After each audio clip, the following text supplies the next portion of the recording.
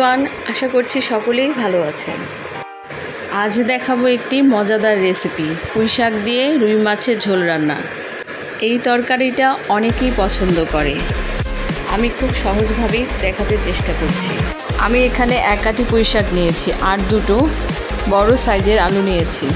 এরপর পুঁই শাকগুলোকে কেটে ভালোভাবে ধুয়ে নিয়েছি আর আলু দুটোকে ছিলে চিকন করে কেটে ধুয়ে নিয়েছি।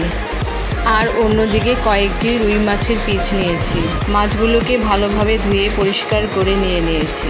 মাছগুলোতে হাফ চামচ লবণ, হাফ চামচ হলুদ গুঁড়ো দিয়ে ভালোভাবে মেখে নেব।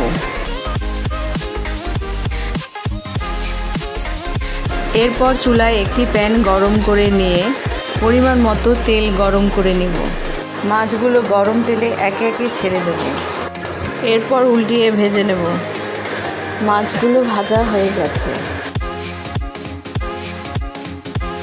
এরপর আরেকটি প্যানে তেল গরম করে কিছু পেঁয়াজ ভেজে নেব।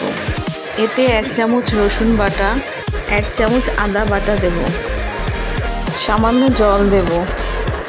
নেড়ে নিয়ে 1 চামচ লবণ, 1 চামচ হলুদ গুঁড়ো, 1 চামচ মরিচ গুঁড়ো, 1 চামচ জিরে গুঁড়ো, হাফ চামচ ধনে গুঁড়ো দেব। সব মশলা ভালোভাবে কষিয়ে নেব। কষানো হলে আলুগুলো দিয়ে দেব। আলুগুলো মশলার সাথে ভালোভাবে কষিয়ে নেব। কিছু কাঁচামরিচ দিয়ে দেব। পরিমাণ মতো জল দিয়ে ঢাকনা দিয়ে ঢেকে দেব। আলুগুলো সিদ্ধ হয়ে আসলে আরও ভালোভাবে নেড়ে চেড়ে নিয়ে কষিয়ে নেব। এবার শাকগুলো দিয়ে দেব।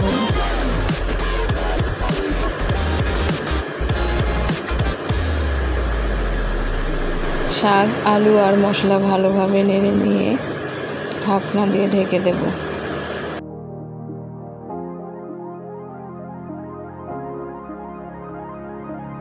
এরপর ঢাকনা দিয়ে ঢেকে দিলাম।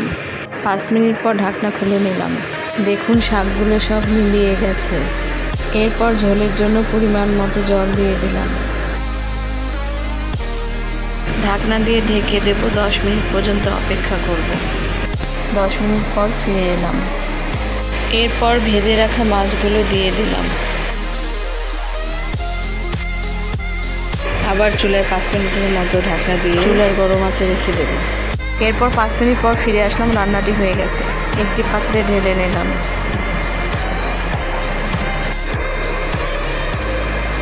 হয়ে গেল আমার রান্না করা পুঁই শাক দিয়ে রুই মাছের ঝোল।